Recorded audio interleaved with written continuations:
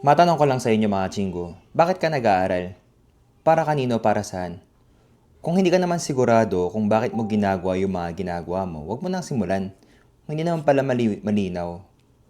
Pero ito mga chinggo, kung gusto mo mag-aral at magtrabaho at makapunta dito sa South Korea, meron akong good news para sa inyo.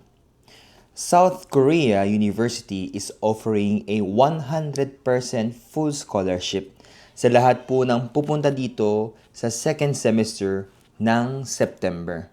Paano mga chinggo? Basta maipasa mo lang ang topic exam na darating pong ngayong April, which ang registration po ay magsisimula sa darating po ng February 11 hanggang 17. So kung ikaw ay interesado, mag-register ka na dito. Andito kami para tulungan ka makapag-apply, makapag-register, makapag-aral hanggang sa ikaw ay makapunta dito sa Korea. Kung meron kang pangarap, merong paraan. Kita-kits mga chinggo.